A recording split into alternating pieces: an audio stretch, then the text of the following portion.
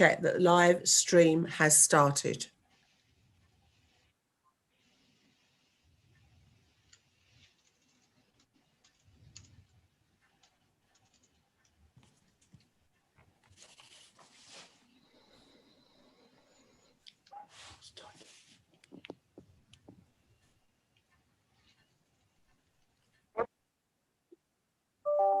Thank you.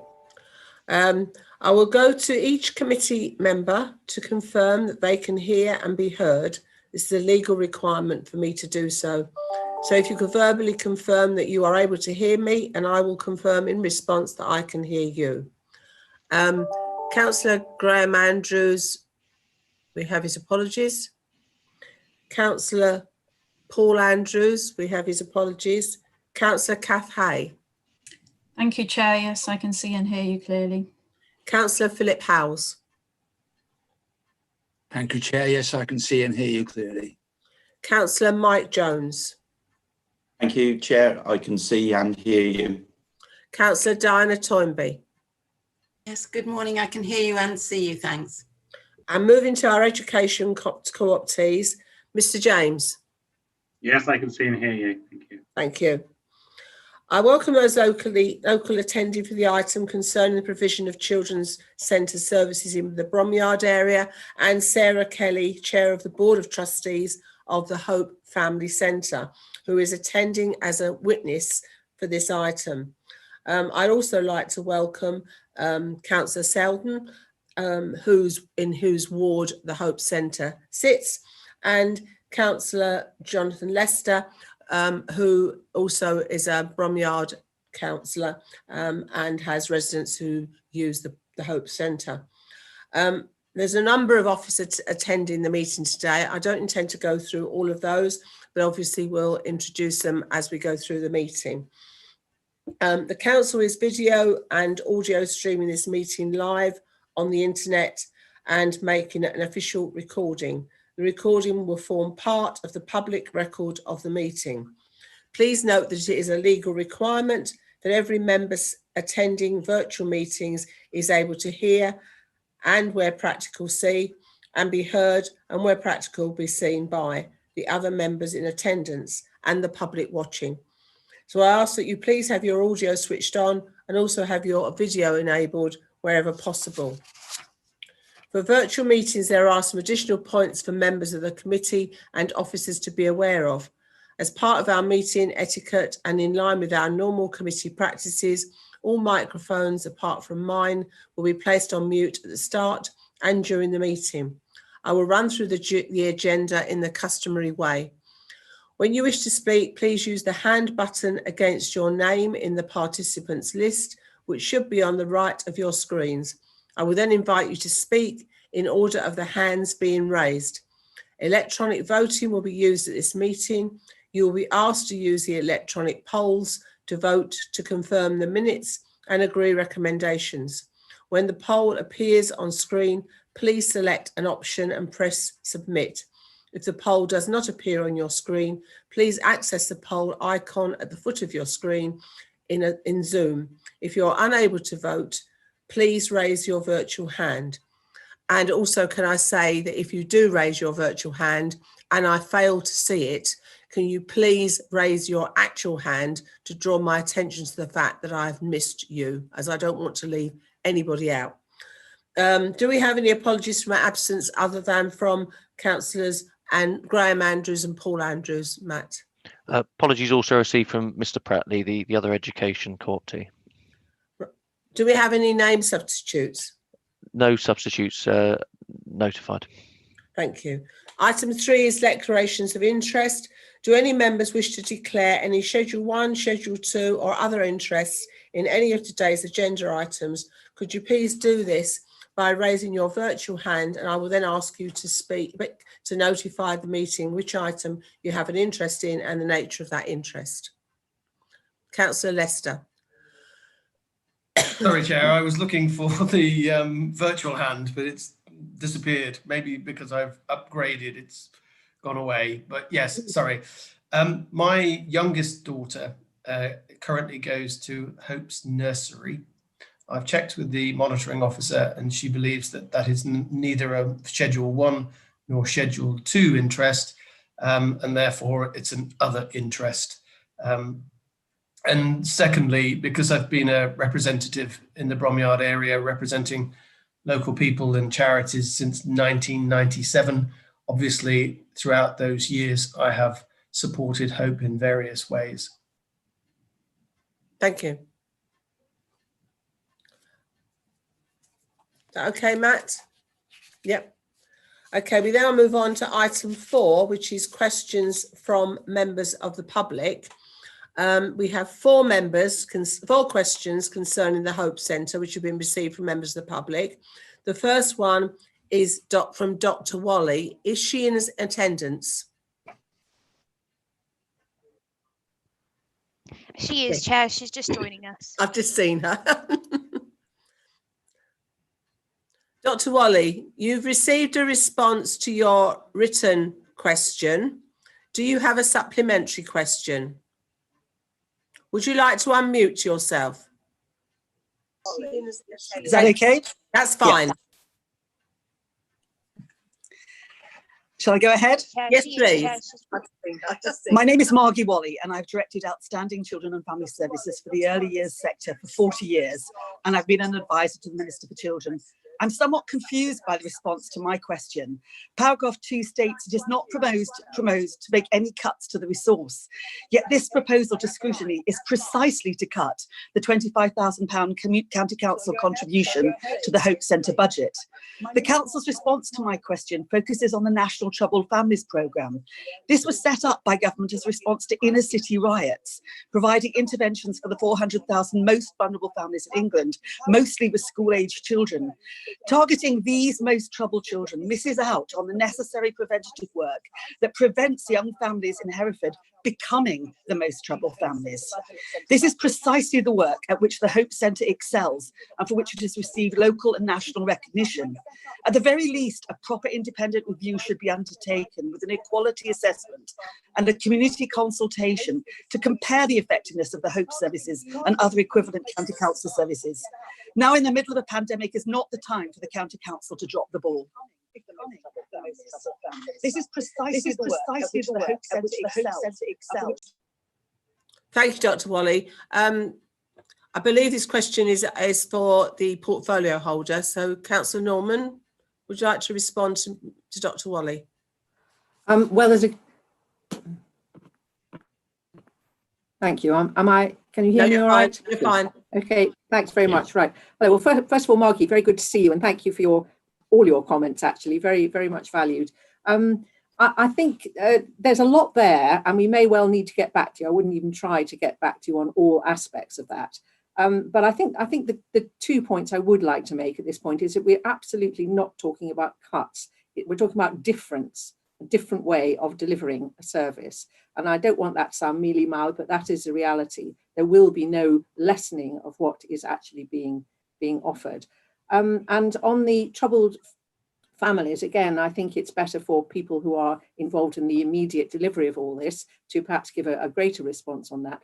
But the early help is exactly the point. This is what the whole team, whether it's through Hope or whether it's across the county, are working towards, is anticipating, getting in early and addressing issues before they become, serious and needing a great deal more support. And of course, ultimately, that is going to be better for the families, the children, which is what I'm sure we would all agree we all want. Is there anything further that could be added by one of our officers, do you think, in the meantime, or is it best if we perhaps come back with a slightly more considered and written response? Officers? No? I'll just firstly say I'm Richard Watson. I'm the Children's Joint Commissioning Manager, and we'll do the full officer introduction shortly. Just to touch on the troubled families question, that is a national programme. There are troubled families in all parts of the country, and I think we can respond in greater detail, as Councillor Norman suggests. Thank you, Mr. Watson. Question 2 is from Dr. Stevens. It has been responded to by the portfolio holder. Has Dr. Stevens submitted a supplementary question, Matt? None received from Dr. Stevens. Thank you. Question 3 is from Miss Tate. Again, it has been responded to by the portfolio holder, and the supplementary question for the portfolio holder is on the screen now. Would you like to read it, Matt? If changes are made to the delivery of children's services for Bromyard and its reach area, there will need to be assurances that this service will be available to serve local families for the 20 hours of direct work with families per week, as stated, rather than the hours be taken up by staff travelling from a remote base. Notwithstanding the pandemic, which has necessitated virtual working, there is still going to be a need for close and face-to-face working with families. Is the council able to provide this assurance? The pandemic has exposed the stark inequalities in our society, and the community needs to be reassured that these will not be further widened by this proposed change. Thank you. Councillor Norman. Thank you. Again, the council is extremely aware of those sort of needs and is continuing where it can and where it's safe to do so, face-to-face working with families. I think the point is it's not going to be a remote, distant service. That's far from what is intended. The idea is that they will be very much locally focused and based, but flexible. Again, I can come back to officers for more detail on that because they're doing the real thing. They're actually doing the working. But this is something they have managed to get a really good balance on. Is the working virtually where it's sensible and suitable to do it, but also recognizing that there will always be and still continue to be a need for face-to-face working. And I am sure we can give that assurance. The detail of it, as I say, I think it's probably best coming from one of our officers either today or in something written. So I'm not sure who would be best again to respond on that. Possibly Nikki Turvey. Nikki? Yes, I'm. It's Nikki Turvey, the Early Help Head of Service for the council. Yes, there will be no reduction in direct work with families. That's the key factor of early help work. It's getting to work with families in their family home and to bring about change in behaviours. And during the pandemic, yes, we have switched to mainly virtual working, and children centred services have done that through video calls. They've actually produced videos to work with families online. We are still doing some face-to-face work in family homes, and with the local authority we have guidance on working face-to-face with families, which includes wearing PPE, personal protective equipment, and when needed we still do go into family homes, and in the first week of the lockdown the early help services made 38 face-to-face visits to families following the council's guidance of face-to-face working during the pandemic. Thank you. Question 4 is from Miss Faulkner. Does Miss Faulkner have a supplementary question, Matt? She does. It's now displayed on screen. I'll just read it out. You say Herefordshire has made 135 successful claims under the National Troubled Families Programme, none of which were for the Bromyard Reach area. I find this disingenuous, given that Bromyard and Bromyard Central in particular is one of the most deprived areas in the whole country. It is not for lack of need that the council has made no claims here. Is it worth considering that A, Hope's holistic interventions with Bromyard's most vulnerable families is related to the fact that the council has not made applications, and or B, that this measure does not relate to the need and deprivation on the ground, but to whether families fit the relevant eligibility criteria? Moreover, you do not address whether the council might have something to learn from the Hope approach to the whole family. Clearly, these council contracts offer fixed terms and no provider should rely on them indefinitely. However, what is also clear is that the council proposes to end a contract with a very successful model at a couple of months' notice, leaving those who rely on Hope's service with no idea of what the alternative is to be in a few weeks' time, during the middle of a pandemic when the need is critical. Thank you. Councillor Norman. Yes, thank you, and some good points there. I think I can say a couple of things, and then I will go back to our officers for a bit more of a response.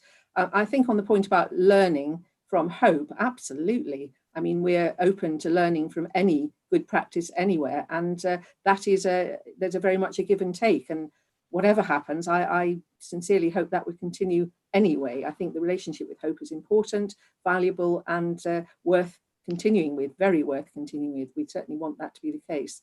As far as the contract is concerned, I understand that it's been, you know, the time, it's always been known when it was going to come up. And to me, it looks very clear what the alternative would be. It may not be what is necessarily Hope would like, and we may even vary it in some respects, but I think it's been known broadly what is expected, and this review has been, we've all been aware of when it was coming up, probably since the last one was actually put in place, but certainly for some time.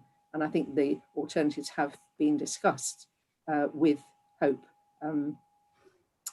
certainly several months ago, as I understand it. But I think the detail of this about the Troubled Families programme is perhaps best going back to Nikki. Yeah.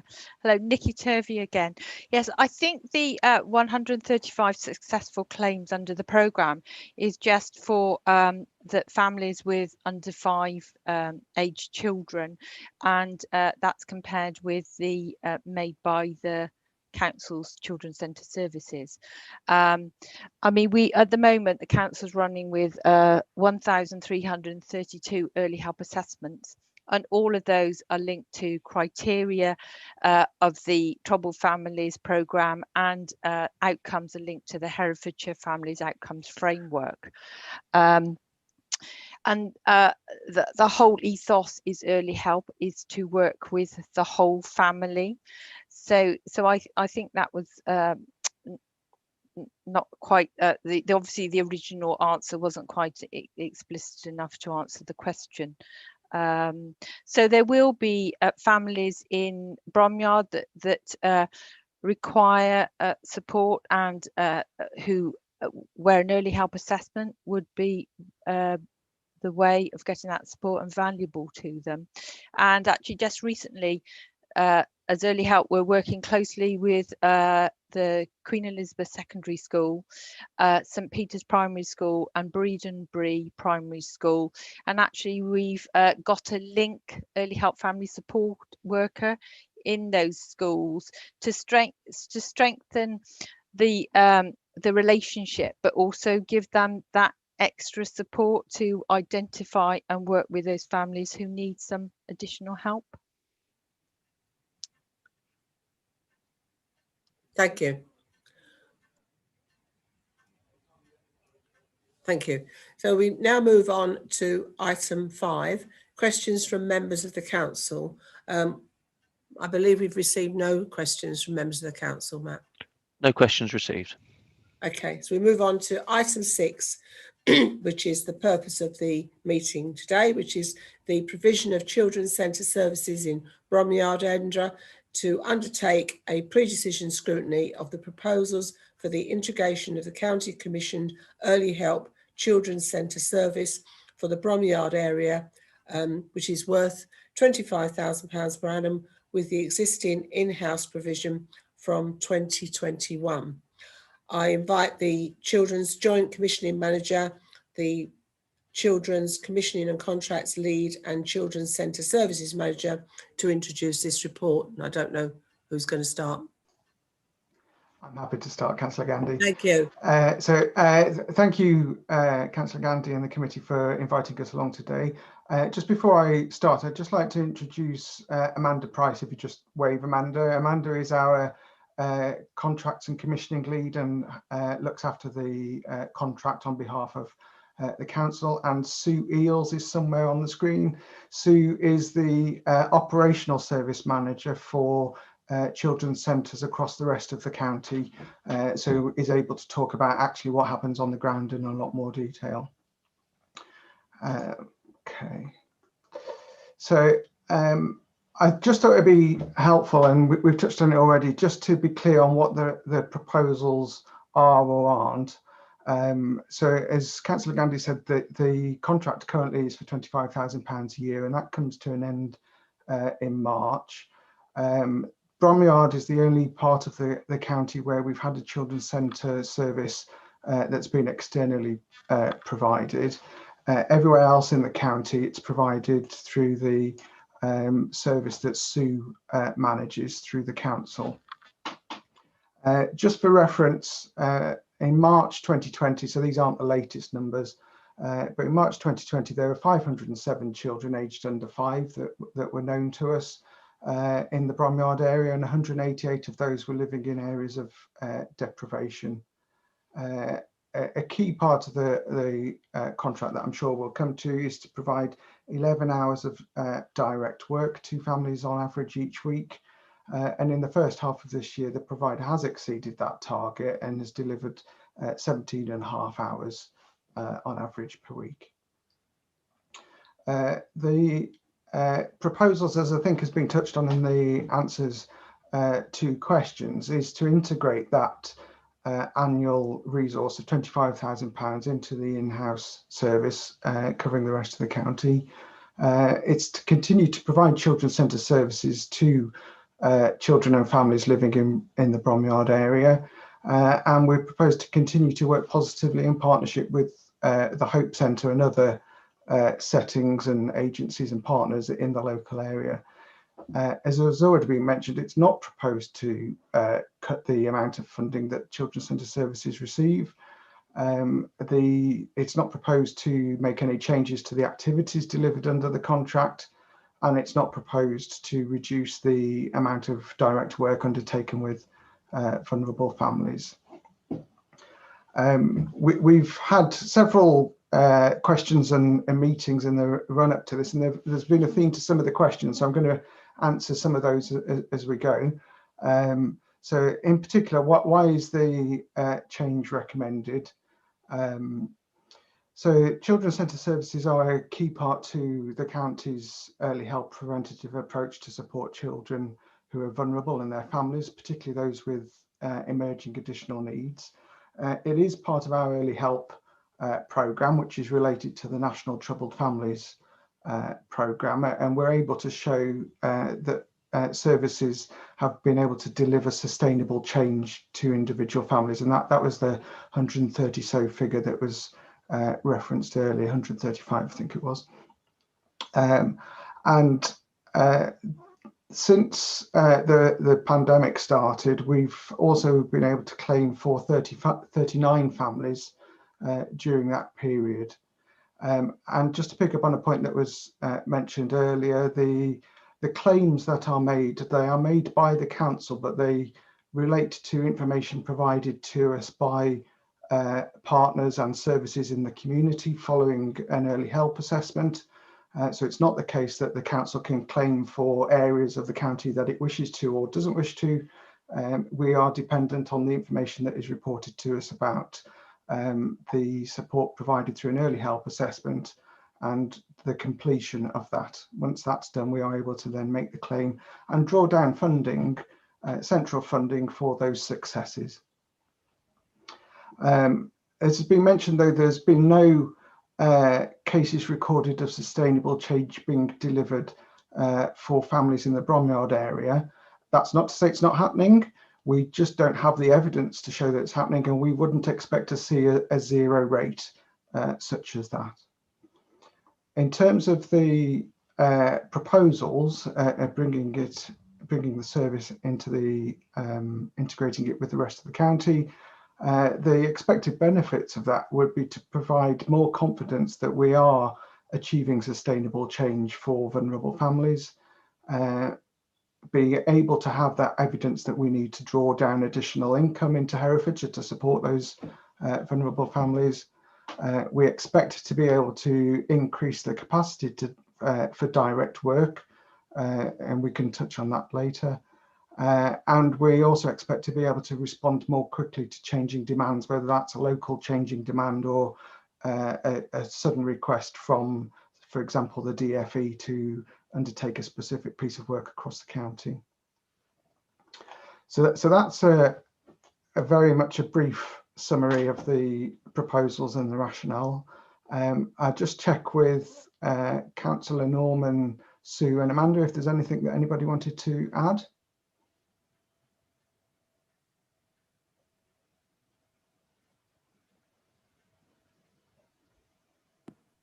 I don't have anything further to add at this point, thank you. No, I'm interested in hearing the questions and comments from the committee. Thanks. Okay, thanks, Councillor Gandy. That's the brief overview. Thank you very much.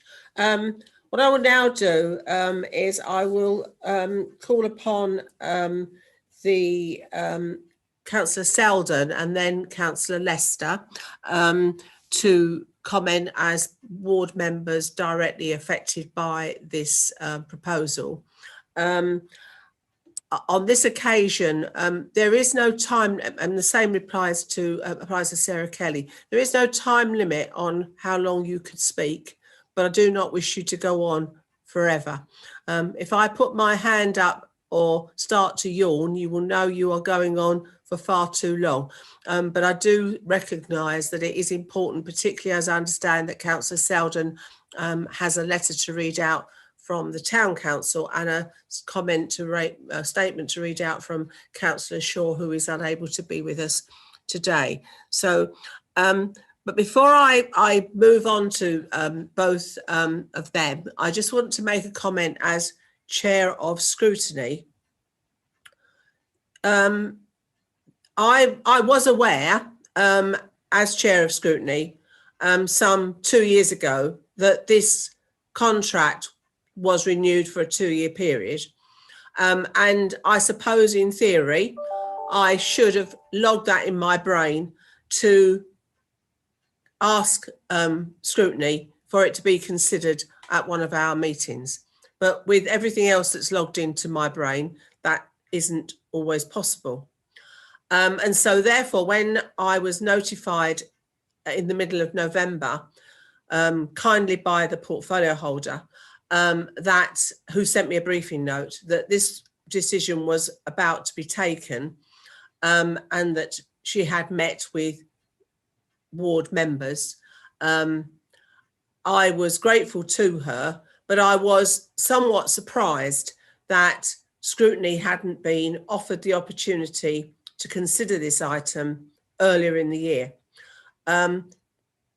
The response I received at the time was it was considered that as it was for only £25,000 and a very few number of staff were involved, it didn't seem appropriate or necessary for Scrutiny to consider this. I want to make it absolutely clear to officers that Scrutiny is not about considering items that have got pound signs in front of them or members of staff involved. It's about anything that has an impact upon local communities, and particularly where there is it is a sensitive or quite emotive issue. And I think no officer would have been under any illusion that this was always going to be quite a sensitive issue. So I am very disappointed, really, that due to the fact that we had to consider the budget at our meeting in November, and then we had Christmas and the New Year, this has been the first date that we've been able to consider this particular item. We've not had an opportunity to involve, apart from Councillor Lester, people who use the Hope Centre. We've not had an opportunity to talk to any of the voluntary sector organisations in the Bromyard area that support young families. And in some respects, I don't feel that we've had, due to the shortness of time, we've had an opportunity to really get our teeth into this particular item. And, you know, we are now in a position where the decisions or recommendations we make today, the decision on this, the centre, will be made within days or weeks of our meeting. So I am disappointed about that. And I do think that going forward, from my point of view, if officers can be aware that just flagging it up a few months in advance. We may say we don't want to consider it, but we always want the opportunity to consider. Okay. Right, and now, having had my rant, I will now call upon Councillor Selden. Thank you. Thank you, Chair. I have a letter from Bromyard and Winslow Town Council and a statement from Councillor Nigel Shaw to read out, and then I will come to what I have to say after that. So this is a letter to Councillor Norman dated the 13th of January 2021. Dear Councillor Norman, provision of children's centre service in the Bromyard area. I'll get my teeth in a minute. On behalf of Bromyard and Winslow Town Council, I would like to thank you and your colleagues for attending the extraordinary meeting of full council held last night to speak about the proposals to integrate children's centre services within Herefordshire Council's existing in-house provision and for answering members' questions. Given the strength of feeling in the meeting, you will have been left no doubt of the Town Council's view and of its support for the Hope for Children and Their Families Limited and the services it provides for the town and the wider community. Members are confident that a continuation of the service currently provided by the Hope Centre is the best way forward and do not feel that taking the service in-house would be in the best interest of the local community, particularly whilst in the midst of the pandemic. As you are aware, the Town Council unanimously resolved to petition you to reject the recommendation to integrate Children's Centre service for the Bromyard area within the existing in-house provision from 2021. We trust that the Town Council's viewpoint will be given due consideration when this proposal is discussed at the Children and Young People Scrutiny Committee meeting on Tuesday, the 19th of January. Yours sincerely, Karen Mitchell, Town Clerk. And this is the note that Councillor Shaw has sent me. And we will note that this is a cross-party approach to this, and it has absolutely nothing to do with party politics. Statement to the Children's Scrutiny Committee by Councillor Nigel Shaw, Bromyard East and Brinkster Ward. Throughout the review process, I have been struck by a number of relevant issues.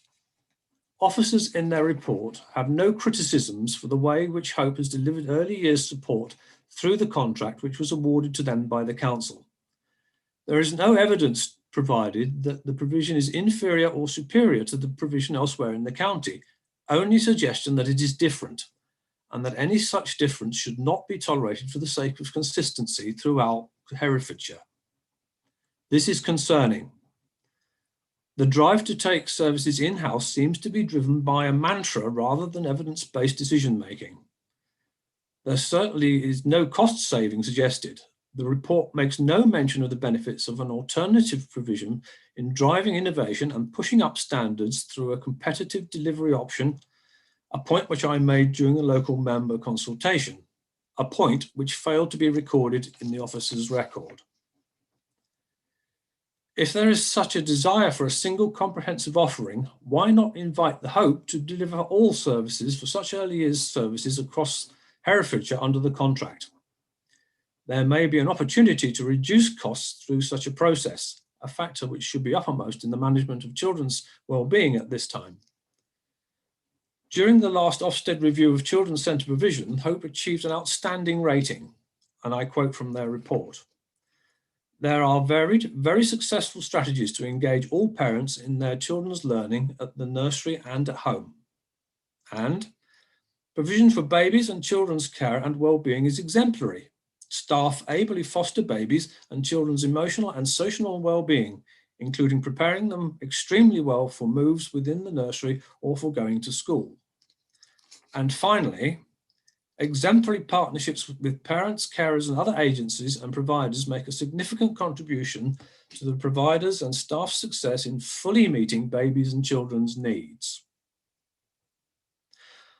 The officer's report chooses not to refer to the Ofsted outstanding rating, but makes oblique references to an inability to flex the contract to reflect changes in approach recently adopted by Herefordshire Council, i.e. increased attention to the under 21 parents and having sight of children following COVID lockdowns where families have a history of issues. No evidence is provided, however, that any attempt has been made to approach Hope to flex the contract to change the activities funded. Indeed, there is no recognition that Hope is better placed to respond to these issues even more quickly than the council. Elsewhere, Hope has been successful in winning a government community first contract and has been engaged with Herefordshire Council's Adults Wellbeing through the delivery of a Talk Communities Hub project, whose officers seem keen to expand Hope's involvement. This is a very inconsistent approach to this charitable body, held in very high regard by the community, by Ofsted, by its users, and by local ward councillors. Herefordshire Council has, inadvertently I'm sure, engendered a reputation for putting Bromyard at the bottom of the pile when it comes to services. Following COVID, Bromyard's recycling centre was the last to reopen. Bromyard's library remained closed.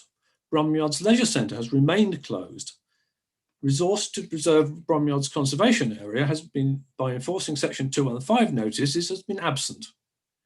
Now Herefordshire Council want to cease funding of a modest £25,000 contract to support the local beacon of excellence and pride, which is the Hope Centre. I fear this says more about the face of petty bureaucracy than a wish to deliver innovation in the excellence of early years support. I ask that the Cabinet member reconsider all options before she disrespects the wishes of the community that I am privileged to represent. Councillor Nigel Shaw. You're not waving at me yet, Chairman, so I take it I haven't bored everybody. No, you're absolutely fine. Thank you. There are three strands to what I'd like to say. The first one is about Hope and its centre in the community. The second one is the town council meeting that was held last week. And thirdly, what this says about the department more widely and the implications thereof. Firstly, Hope. Members, I hope, will be aware that from all the things that you've heard from Councillor Shaw, that Hope is at the very centre of the community in Bromyard. It's been there for 20 years and it was created because there was a feeling that the county council, as was I think at then, but may just have been Herefordshire Council, was failing in its duty towards children and young people. And I'm sure Miss Kelly would have something more to say about the reasons why Hope came into existence. I don't want history to repeat itself. Now, you've been saying that you value, and I made some quote here, the relationship is important and valuable, I think the Portfolio Centre said. But what actually you're doing is undermining the work that the Hope Centre does, and you are pulling out the linchpin that actually holds that particular centre together. I would very much doubt that you would be welcomed back into the Hope Centre after this. And I think that the working relationship between you and the Hope Centre is going to be extremely difficult, because I don't think that the impression that I've been getting over the years is that the Hope Centre has been a thorn in the side of the department. It's different. It doesn't conform to the norms and you don't have that overall control over it. So I need to be convinced that this isn't a power grab. It's not a reason for actually bringing something in-house where everything that this current administration in Hereford has been saying is that actually we should be devolving services. Now, on that note, I will turn to the town council meeting. When a member of the town council mentioned devolving services, because there has been a drive, the cabinet member batted it away by saying this has nothing to do with children's services devolution. No, it's not specifically to do about devolution, but what it is about is building community confidence in what Herefordshire Council does within Bromyard. And Nigel Shaw very eloquently made the point in his last paragraph about how Bromyard appears to be at the bottom of the list for things like this. So some of the words used at the town council meeting actually rang very serious alarm bells when a former mayor said, this appears to be an attack on the fabric of the community of that is Bromyard. Now, I can't ignore that and say it's not relevant, because if the council feels it is under attack and the town is under attack by decisions being made by this department, I would take that very seriously. And I think that deserves far more consideration than the few months it's been given now. In fact, the last proper consultation about the future of the Hope Centre was carried out in 2017, I believe, and I think that warrants more consideration now. So let's not go down the road of attacking the community fabric of Bromyard, please. I'd rather that we work together. And if the town council feels this is an attack, then I think there's something you need to go back and reconsider. And finally, a power grab, I used the word earlier. I take a deep breath before saying this, but of all the things that I've seen go wrong within children's services over the last 13 years I've been a member of this council, they all come back to one thing, and that's a culture within the department. And the fact that you now want to have a foothold in the last independent children's provision in the county worries me greatly, when in fact, and I think I put this in my group response from IOC, and Councillor Shaw echoed this, what we should be doing is rolling Hope out across the county and let communities decide, and not have this centralised approach, which smacks to me a little bit more of Big Brother than it does of anything else. Nowhere in any of the reports have you said that Hope or the existing provider has failed. What I can see is that you are jealous, officers, of what the Hope has achieved, even under the reduced funding, and you want to get your hands on it. And now you have a portfolio holder that you seem to be able to manipulate to come to your... I am wrapping up. I hope, Madam Chairman, that the portfolio holder reconsiders this for the good of the Hope Centre in Bromyard, but the good of relationships between the Herefordshire Council and the Bromyard community in general. It's not just about the Hope Centre. This is a very serious issue for everyone within the community. Thank you, Chair. Thank you, Councillor Selden. Councillor Lester. Thank you, Chair. And just to make the first initial point is that it's not very often that ward members and the town council are all singing from the same hymn sheet and agreeing in agreement. So I'd just like to make the point that I would agree with all of the comments that have gone past, you've just heard. I'm connected to Hope for 4 reasons. And the first is that I've been a town councillor since pretty much when Hope came into being, and so have been aware of their work and how they've affected the community for the good. So naturally, I've been a supporter of theirs as well, and supported their vision of a holistic approach for the community. But thirdly, I've had a lot to do with them because I was cabinet member for children's services for 3 years myself. So was very much concerned with children's care and ensuring that the council's resources were being properly spent on the whole county, let alone Bromyard. So I was very much involved in ensuring that that was the case when I was in the driving seat, as it were. But the fourth, perhaps the most important thing is that when I was cabinet member, I had 2 small children. They came one after the other within 3 years, and my family has benefited from the Hope Centre in the sense that it is an absolute haven for first-time parents to come and enjoy those services. And it's not necessarily there just for people who are in crisis. It is for families who are just coming to terms with the massive changes that parenthood can bring upon people. And the safety, the safe environment that Hope provides for the whole family, so that they can meet other families and they can connect and share the joys and the highs and the lows of parenthood, is what gives the Hope Centre such a massive appeal to the whole community. But of course, it's there also for those less fortunate who are really struggling, and that's where the early help would be targeted. The questions I would have the committee consider, because you've already heard that there's passionate support for the Hope Initiative is Bromyard through the Hope Centre already being catered for? Yes, it is.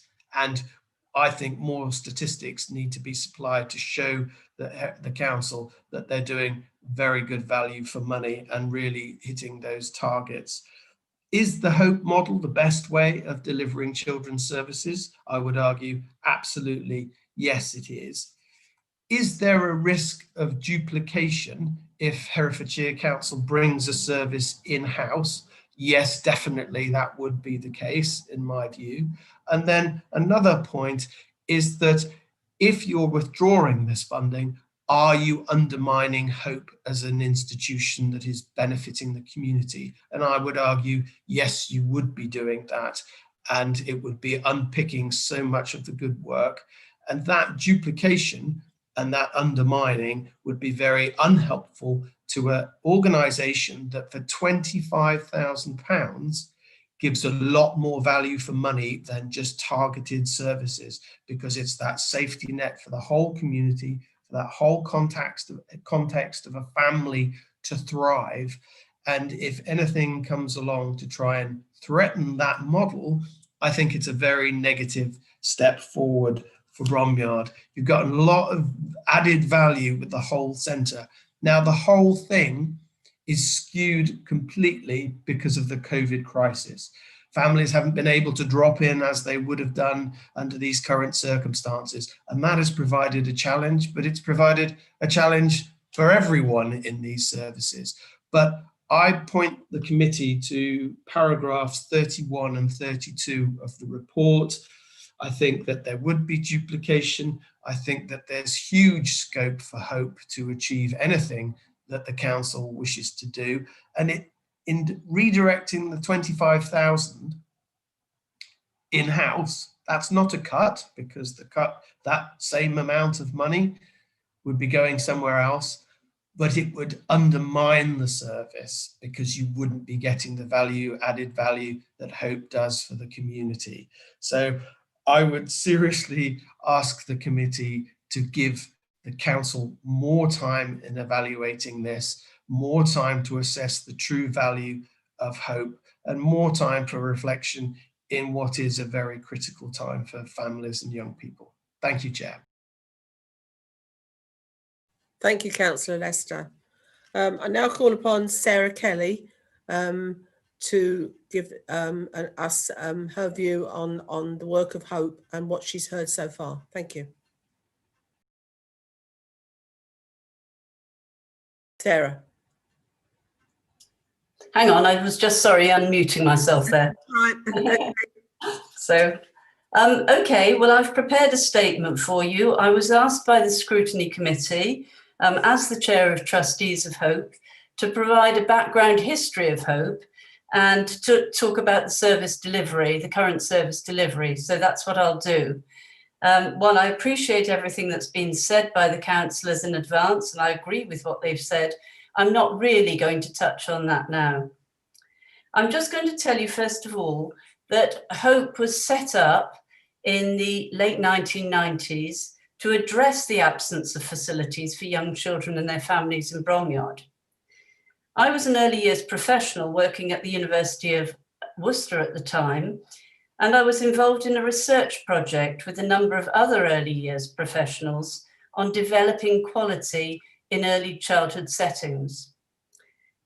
One of my colleagues wanted to set up a small centre for mothers and young children in Bromyard, where she lived, and she asked me if I'd help her to do so. From there, I've always been involved as a trustee. I've been involved from the start until now, and latterly now I am the Chair of Trustees. So first of all, we worked with local families and with children until the early 2000s, when we secured DFE Sure Start funding through Herefordshire Council, and that was to develop the Children's Centre. So this meant we were able to extend services and support for the community, and fund a building in which we housed a playgroup, a family room. We had health visitor and midwife services, and we had an adult training room with computers. So as we continued to develop our services, in 2009, we won European funding to construct a second larger building, which now houses a purpose-built nursery for 80+ children, which we took over as the local provider was closing their nursery. We have a cafe and a training kitchen. We have training rooms and workshops, as well as an area for the Herefordshire multi-agency officers, who our staff, our children's centre staff, work very closely with. Over the past 20 years, Hope has been growing and developing into the centre we have today. The current service in Bromyard is fully integrated with local need, and together with our other services, creates a unique delivery model for early help that provides a blend of outreach and specialist support with other partners and agencies. This and the other services we provide benefit from co-location, easy communication between staff and economies of scale, access to other professionals and the CAB, both on-site and via remote links. We currently employ over 30 staff. It's very quick and easy at Hope to access support. We're very well known. We're a safe and friendly place, as Jonathan Lester has said, and we have well-trusted staff. We always have someone on reception to answer and signpost requests for support. We have a strong and successful social media presence that people use to connect with us. And we have a fantastic centre with multi-purpose facilities. We have a community cafe with a soft play area for children. We have an early years nursery. We have a training room with computers, meeting rooms, sensory room, etc. People can easily access support for any of the other services we deliver, which include CAFCAS child contact for separated parents to meet with their children. We have Citizens Advice Bureau, counselling services, and links with specialised support for other needs. Council officers have often pointed out to us that there are fewer serious issues in Bromyard than in other areas. We attribute this low volume to the early help and prevention work that we undertake. Hope provides excellent value for money to the council. And this is perhaps why payment by results has not been required in the Bromyard area. The Hope model is fully supported by the local councillors, as you've heard, who've said that it's a beacon of excellence and should be replicated elsewhere in Herefordshire. Many consider Hope is at the heart of the community, and recent grant awards from the National Lottery have allowed us to develop additional services to aid Bromyard to recover from the damage caused by coronavirus. I'll just have a drink if you don't mind. The Children's Centre services, have always been the central core of what Hope does. And we link these statutory services to our own services in order to provide holistic support for people in our area. Removing this core service will have a knock-on effect on the charity and will weaken the holistic support we can offer. Now, funding from Sure Start and more recently from Hereford Council has been diminishing over the years. And our current contract is worth 25k, as you've heard, for this financial year. For that, we have 3 experienced and well-qualified staff working the equivalent of 37.5 hours weekly, which makes the 11 hours or even the 17.5 hours stated in the officer's report quite misleading. The officers suggest that the 25k will provide another full-time worker, but in the process, you will lose the services of our qualified and experienced staff. The contract was renewed in 2018, as we've heard earlier, so why not again? We believe that the process has been rushed, has not followed council procurement procedures, nor is there an equality impact assessment. There's been no proper consultation with Hope, despite the claims in the report, and no formal consultation with Bromyard residents and Hope users. During the last consultation in 2017, only 17% wanted the service to be run by the council. The importance of the local community's voice is key in the delivery of any service. And this time we've gathered responses from the local community and none indicate support for the council and the proposal. So we think it's the very worst time to change the contract for this important service. We're in the middle of a pandemic where new staff cannot even meet families face to face, let alone build new relationships with them. We'd like to propose that there's a longer consultation period after the end of the pandemic, involving the community and Hope, and maybe other early years professionals from further afield, to consider the proposals in depth, and we will make adjustments to our service if we have to. So finally, I just want to say, as I've been asked to talk about the Hope service to you today, I just want to end by acknowledging the tremendous work of the CEO and the staff, and to thank them and the trustees and the users and supporters who continue to make Hope such a successful children's centre and community asset for Bromyard. Thank you. Thank you, Sarah. Before I open the meeting up to the committee members for their comments and questions, just a couple of points I'd just like to query. Mr. Watson, you said, I think the main reason given for the wanting to bring the service in-house, other than the views of councillors that it's different and it would be administratively easier if every one of the centres for early help was run by Herefordshire Council, was that there have been no referrals for early help from the Bromyard Centre. Can I confirm whether there's been any referrals to Herefordshire Council for the early help services from other providers, voluntary sector organisations, GPs, etc., from within Bromyard during that period? So thank you, Chair. Just to clarify, it was that we haven't had any claims for sustainable change, not that there haven't been a referral. It's a slight technical difference. Can you explain that then, please? So somebody can be referred for an early help assessment and receive support.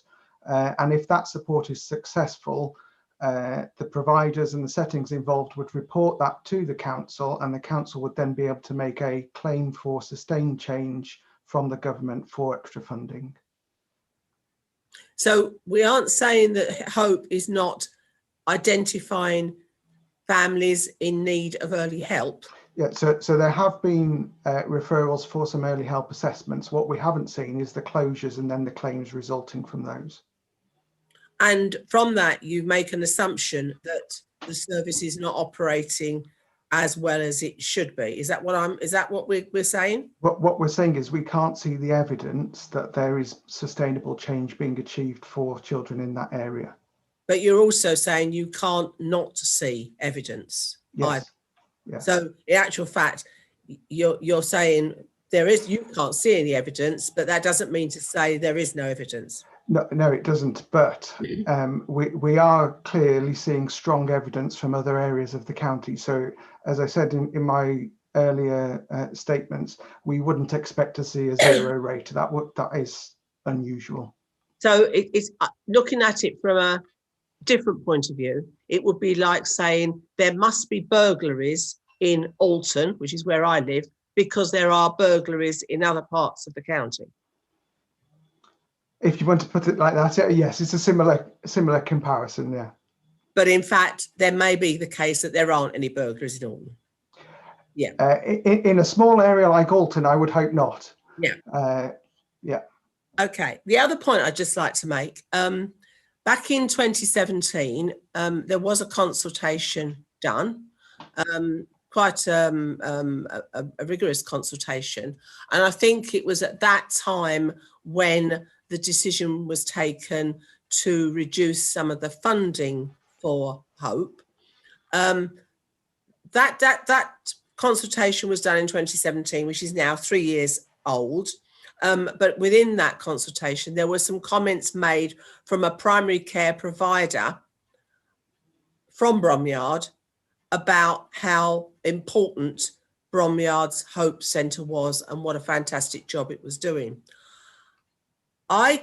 There's two things I don't understand. I don't understand why, when you were looking to whether or not to bring the service in-house, and so I'm assuming that when you were making that decision or looking at that option, you would have obviously wanted to consider the performance of Hope. Why during the summer months of this year, when lots of people were at home and then available to do it, you didn't do a consultation with the users of the service, plus perhaps some of the voluntary sector organisations in Bromyard who are working with young families, which would have given you some evidence to support what you are proposing. And the second point I don't understand is one of the alternative options mentioned in the report. Well, there's two. One is to directly award a new contract to Hope, which obviously you are discounting. And the other was to recommission the services through an open procurement. Now, you haven't looked at either of those. Why? And it's almost as if you made your mind up without actually exploring either option, because you've not really done, I think, a lot of work to evidence what's going on at Hope and the results that they're producing, but you haven't actually gone out and looked at other providers either. Now, you might say that now it's too late to do that, but you could have done that much earlier in the process and had a look at what is available out there before sort of just coming forward with the idea we're going to bring this in-house.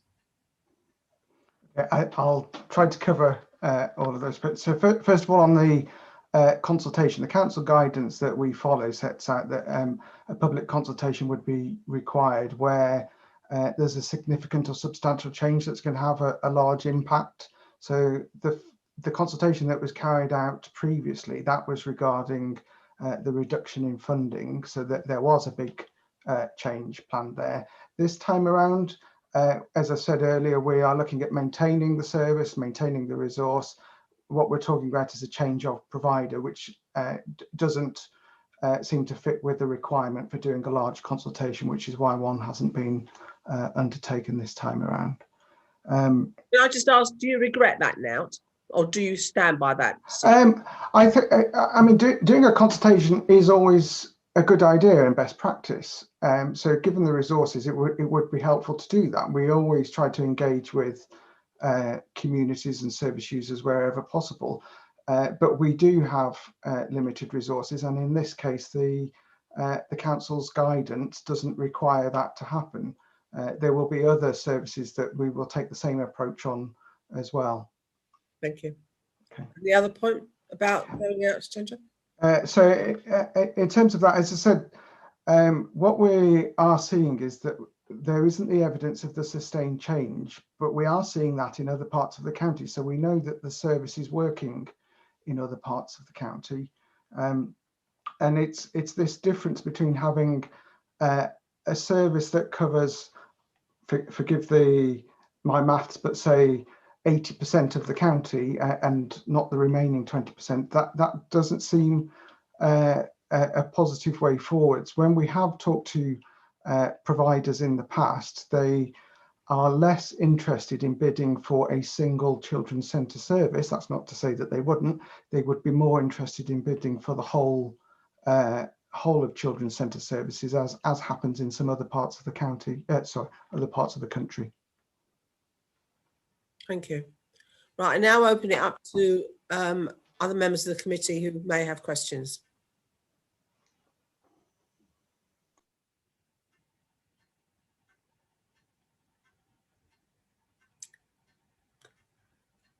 Councillor Hay.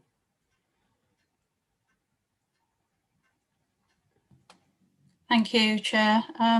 Yes, I firstly wanted to just make a few comments about what I've heard so far, and I've got to say that I've been quite overwhelmed with the power of the testimony that we've heard this morning. I mean, it's been not only from obviously the questions from members of the public through to the cross-party,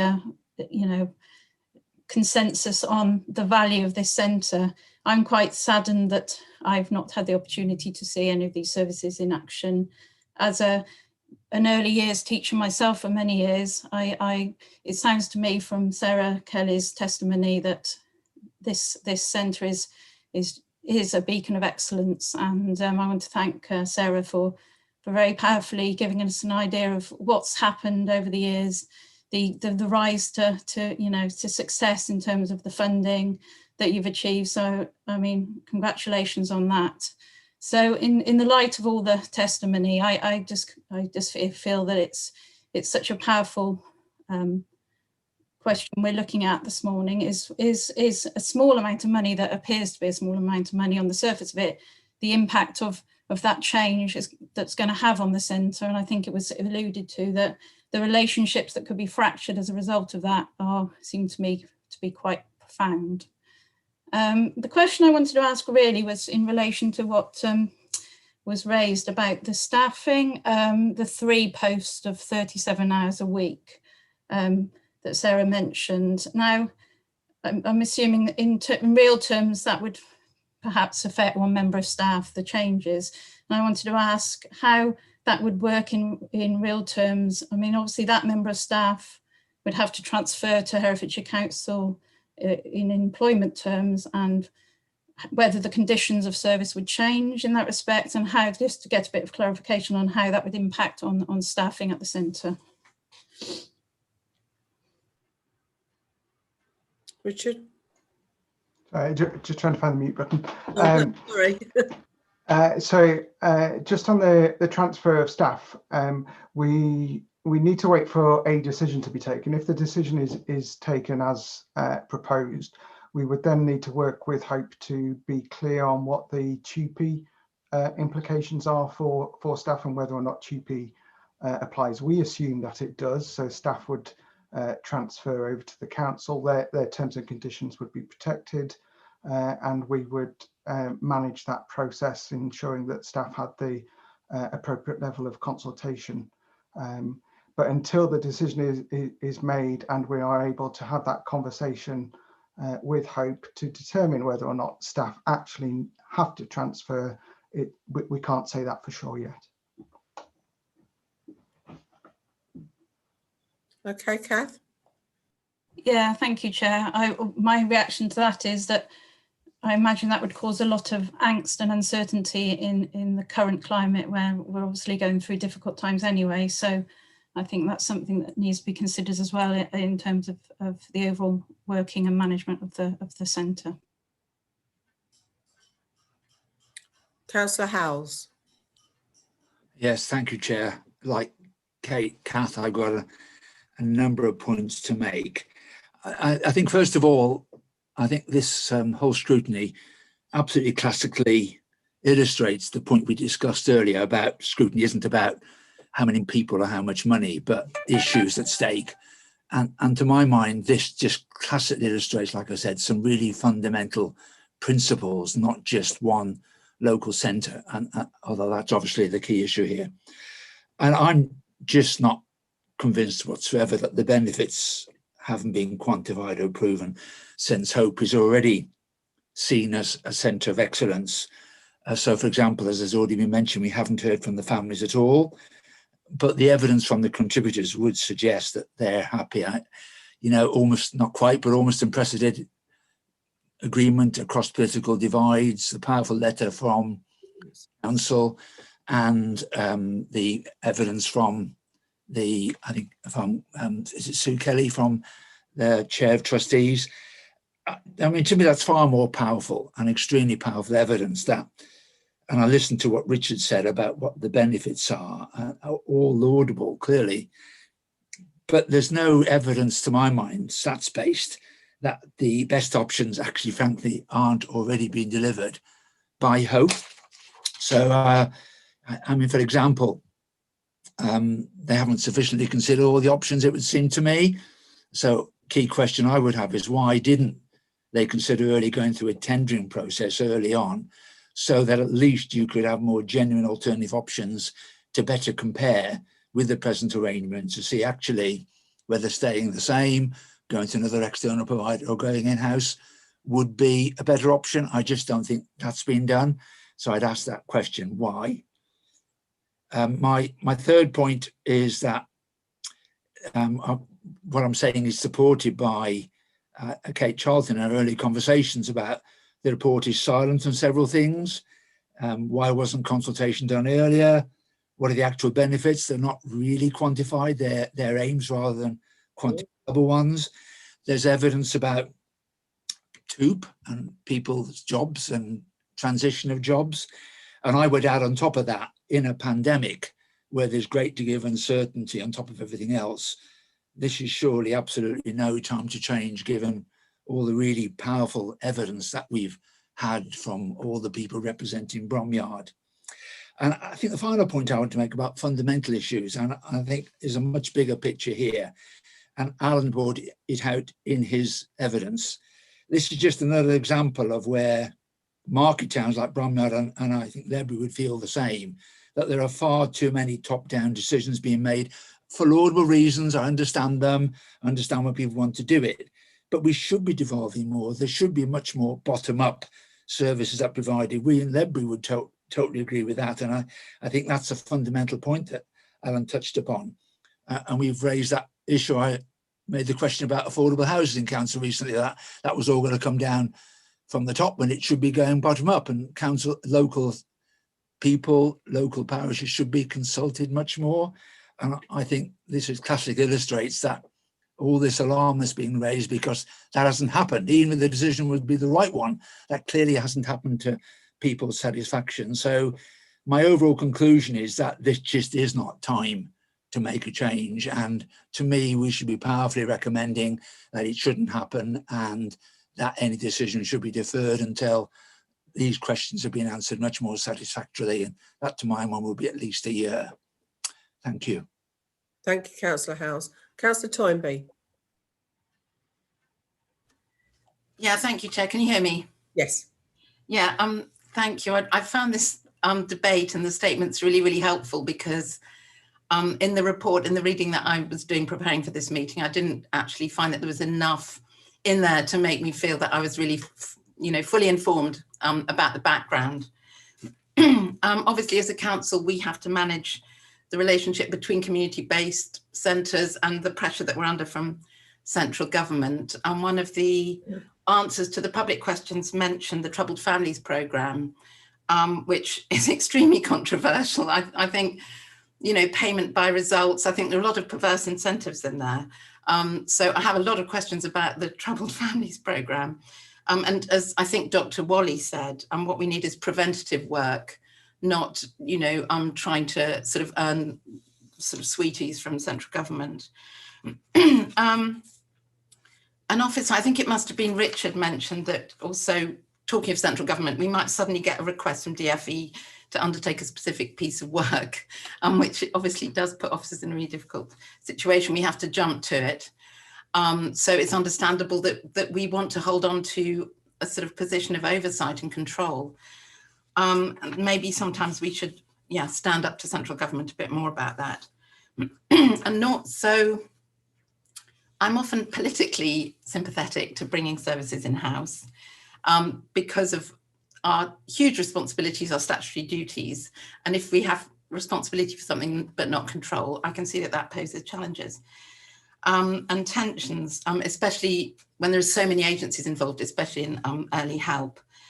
But I also think that those tensions and relationships can be really creative. I think bottom-up services, creative local services that emerge organically are the future. I think, as somebody else said, Herefordshire can be a beacon of that. We're already starting that with Talk Community, a local service that knows its people, that's agile, responsive, locally based. I think that is the future. I think we could be, as a county, a beacon for that sort of thing. So I think we have to think very, very carefully about how we can best support that and what direction we want to go in.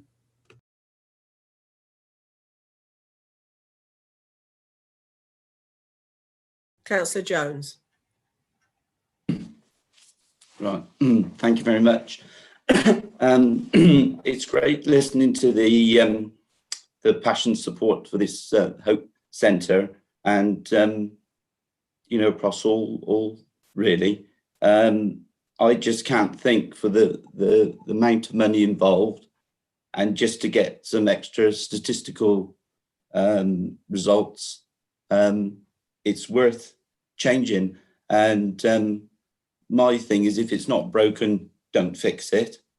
And my only question would be, as the Hereford Council, Children's got the capacity to manage this, bring it in-house, given that it's only just getting its own house in order at the moment? Thank you. There's a couple of points I think have come from the discussion so far. I can't see more hands up at the moment. One, there is a view by officers that possibly Hope hasn't flexed their contract enough to be able to provide within the early help service what Herefordshire Council believes they should be providing. Can I ask when or if discussions took place? I'll ask this of Richard, but I'll also ask it of Sarah. When or if discussions have ever taken place in the last 12 months about the concerns by Herefordshire Council regarding the early help service, and what the outcome of those discussions were? Richard. Thanks, Chair. So I might bring in Sue as well shortly. So there was a request recently that we referred to earlier from the DFE, and I agree with Councillor Toynbee that we do try to stand up to central government sometimes. This was a very good request, though, for us to make sure that very young children were being kept safe during the pandemic. So we were really happy to try and respond to that, and Sue will be able to describe how that was. And I don't think we've said anywhere that the Hope Centre as the current provider hasn't been able to respond to these requests. What we are saying is that it in terms of a process and varying a contract, that does take us some time. So it's more of a problem on our side to try and make that happen and get those agreements with the provider. That's not to say it's impossible, but it does take a bit of time, whereas you don't have that issue with the service when it's managed in-house. So going back to what I said earlier, and I will bring Sue in, going back to what I said earlier, we are actually saying that this is an attempt to improve the administrative side of the Children's Centre Early Help Service, to make it easier for us to deal with that service by it being in-house. This is not about the improvement of the service itself. No, on the contrary, that is a small part. It's a small added benefit if the service was brought in-house, that we would have that greater flexibility. The the focus of this is about trying to ensure that we are providing the best service that we can with the resources that we've got for vulnerable children and families. And the key focus for me is on making sure that we can evidence that we are achieving sustainable change for those families. I'll go back then to what discussions have you had with Hope with regards to that? So Sue, do you want to just reflect on the request we had from the DFE? Hello. Yes, so just before Christmas, a letter came from the Minister asking that all those families that had previous involvement from social care, however historical, if there was a child under 1 in the family, they wanted us to make contact with that family as a local authority to say we've had sight of that baby, because we know from data nationally that children under 1 have significantly had an increase of suffering significant harm or child death. So we got this letter come through, and a group were put together, including the health visitors, children's services and ourselves, along with midwives, to see if we could divide the list up as to who would see these families. Obviously, health visitors had a very key part in that, but as we did as well as children's centre services. So those families that we had some historical intervention with, where they might know us already, we were required to go and knock on the door and have sight of that baby or child. So that was something that my team internally could do straight away. If there was a child in the Bromyard area, then I needed to, I had a conversation about whether that's something I could just go directly to staff at Hope, or whether I needed to go back to the commissioning process to get a variation to get that done. And we had quite a tight turnaround for that. We've also developed as actually on also. Before you move on, yes, were you able to resolve that? Because bearing in mind you'd already actually made the decision to bring this in-house before that letter arrived in before Christmas. So when you say, I mean, did Hope fulfil the requirement, which was to see each of these under 1 babies? No, they didn't see the baby in this instance, and that actually it's not my decision whether the services are brought in and it's not my decision at all. So so yes, so yeah, I just had a conversation on the telephone, and then went back to the commissioning to look at a way forward and what was quicker to do that, because it was only 1 family in actual fact, yes, that needed to be seen. So Sarah, would you like to comment on that?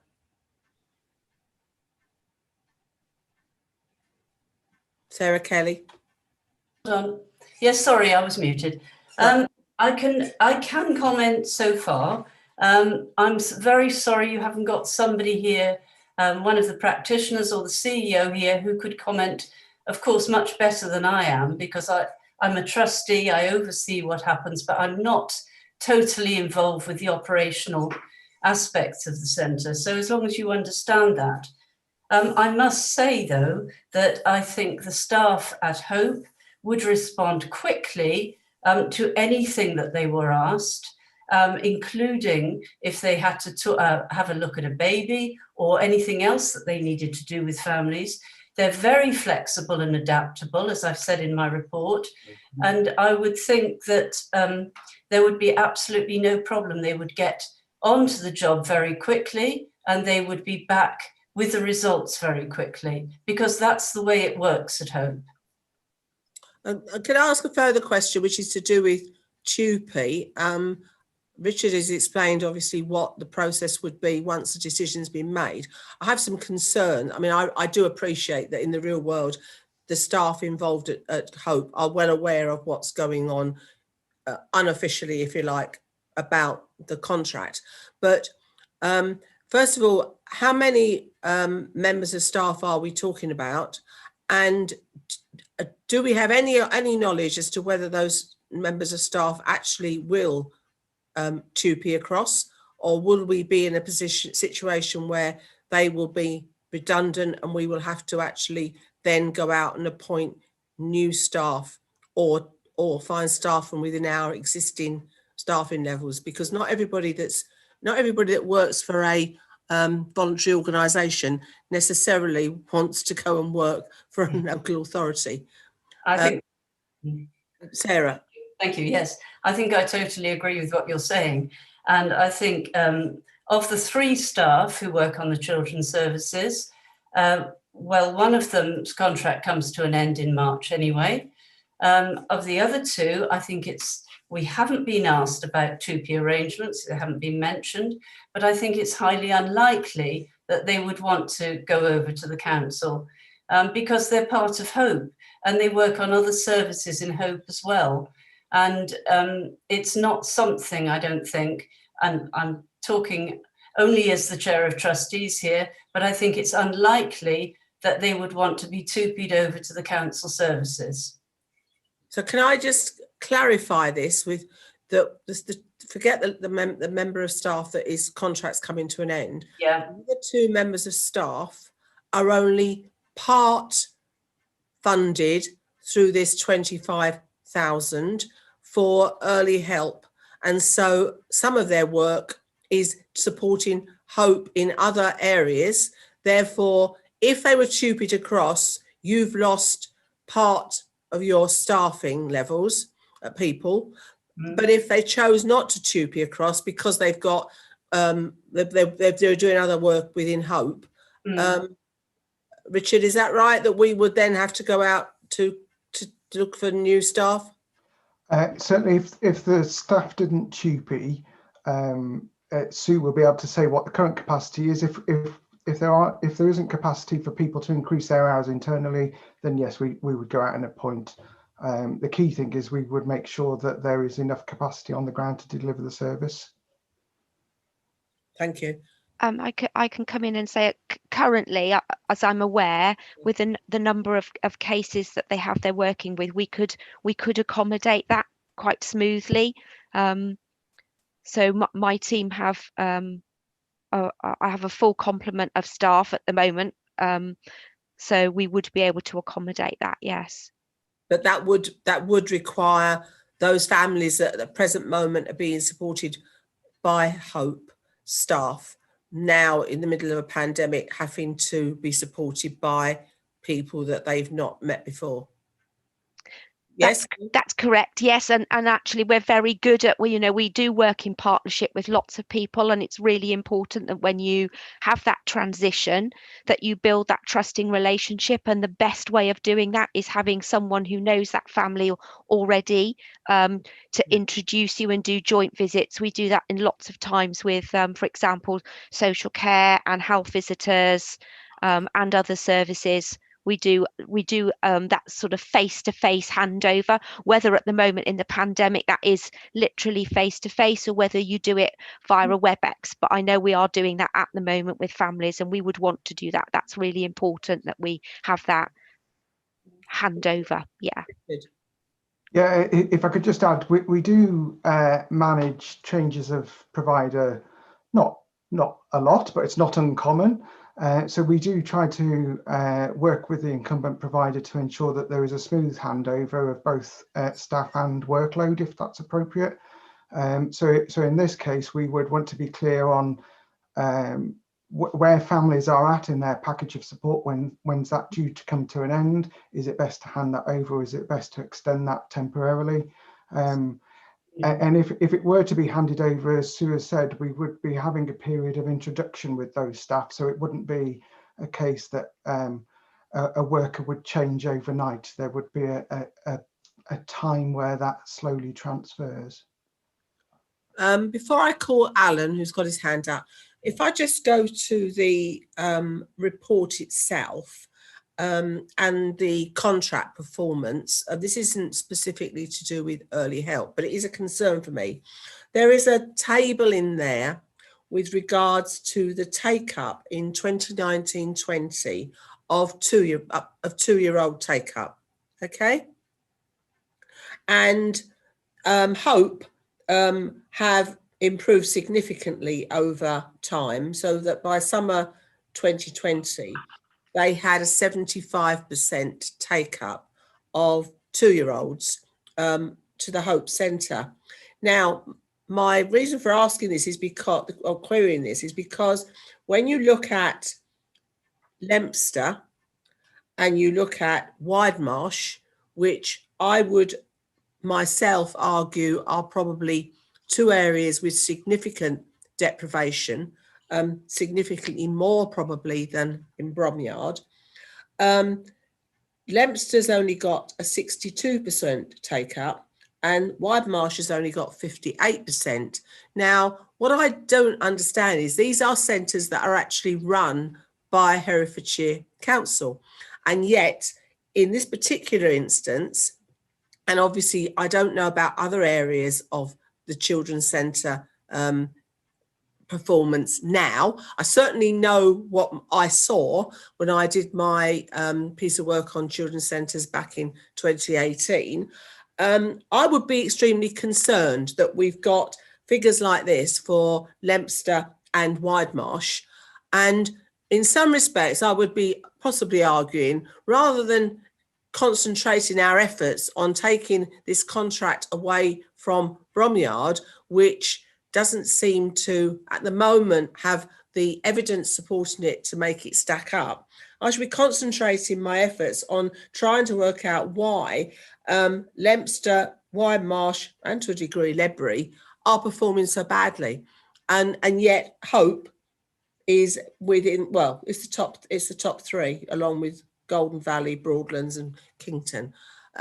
So I think there are some issues about the fact that just because it's run by Herefordshire Council does not mean to say that it is performing well. And that is a snapshot of something which shows that compared to Hope, there are centres that we run that are not performing well. Councillor Selden. Thank you, Chair. You've hit the nail very firmly on the head on several of your points there, and I thank you for that. The core issue here is one of communication, and I hear both sides of this argument, and having been sitting on the in various meetings with both officers and Hope, and I think this contract could be made to run much more smoothly if those communication channels were improved. I won't say anymore because I think I've said enough about community cohesion and all those other subjects, but the core issue here, I believe to be a communication issue. And if we can overcome that, I don't see any reason why Hope shouldn't continue doing what good work that they're doing at the moment. Thank you. Councillor Howells. Yes, thank you, Chair. I just wanted to remind the committee that I did actually ask a question in my comments, which was, why didn't officers consider a tendering process early on in the decision timescale, which would provide more genuine alternative options, and it would provide better comparison of those different options compared to the present arrangements. And that touches on the point you made and that Alan just made, because there hasn't been. So, as you say, why aren't we comparing the different services provided by Hereford with Hope and asking questions about why they didn't go to a consideration of those options when they could have done? And secondly, related to that, is that given that there's been several thoughts about we should be devolving more services, and local delivery, Hope seems to be proving, is often better than centralised delivery. We have a strategy in Hereford called Talk Communities, which I would have thought would have quite a lot to say about, in this particular case, about taking this contract away maybe. And I just would like to know, were they consulted or talked to about their approach to how the community would consider and view these changes? Thanks. That's 2 questions. Richard? If I may, I think I'll ask Amanda to chip in here as the commissioning lead. She was involved in that earlier work, so can consider that. And just on the delegation or devolution point, there currently isn't a policy around that for children's services. Personally, I'd always say never say never. my initial thoughts on that would be, though, that the council does have a statutory duty in this area, so we'd need to carefully legally unpick that before we could consider any potential for delegation. So, Amanda. Under a review of a particular process, obviously it would need to be considered whether we would want to make any changes to the way that a service is delivered prior to us going out to tender. It wouldn't necessarily be the case that we could go out to tender and then, following that process, make a decision about how or who should be delivered. The procurement process is precisely to determine the best external provider to deliver that service. So the first question is about whether we think that this should be a commission service or whether it is best delivered within the in-house model of delivery as is delivered across the rest of the county. So there is a timeliness of these different activities that would need to be undertaken. So it wouldn't be considered that we could go out to tender before we considered what our delivery option needs to be. I hope that answers your question. Yes, so in other words, the decision was taken before we got to the situation of consulting with ward members, etc., that the service should be taken in-house. No decision obviously has been taken at this point in time. The preference, I'll change my word then. The preferred option was that the service be taken in-house. I mean, you can't, if you're going to make a decision on the 22nd, your contract ends in March, you can't now go out to tender because you haven't got the time to do so. So it is a preferred option, but it's the only option in a way, unless you defer the decision to terminate the contract. Just to point out, within the scrutiny report, we have included the potential for a short extension. So there has never been, to my understanding, an assumption that the decision would be for it to be taken in-house. The decision still hasn't been made. So there are still those two options under consideration. So if we were able to potentially undertake a short extension, that could enable either a more carefully planned transition process if it were to come in-house, or to enable a procurement to be undertaken if it was decided that the best model of delivery was an external commission service.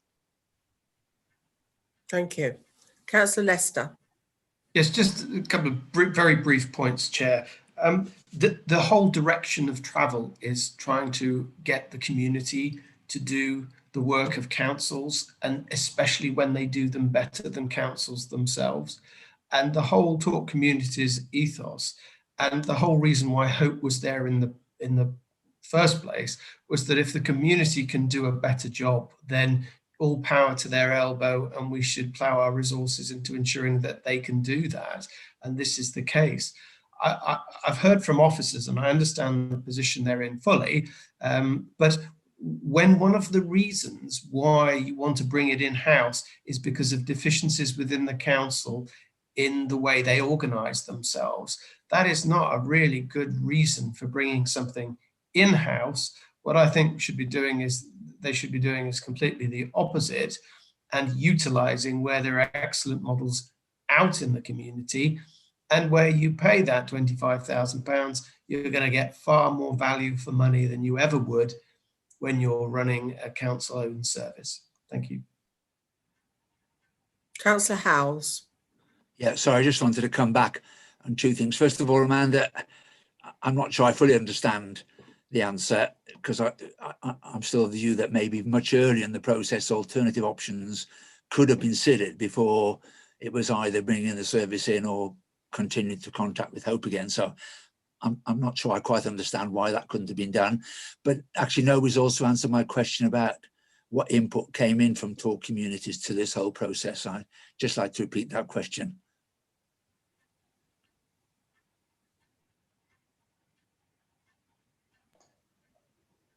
Richard, someone? Yeah, I think Councillor Howells was directing that towards Amanda, so I was just seeing if Amanda was going to come in. Apologies, yes. It was to anybody, actually. I just what communities gave into the process. Yeah, so I think, you know, alongside the ethos of Talk Communities, which is very much about working in partnership and in collaboration with a number of different organisations, that also replicates very much the heart of early help offer locally. And children's centre services are a key part of that, and work collaboratively across the rest of the county, working with a number of voluntary sector organisations, early years settings, to enable that local networking of services.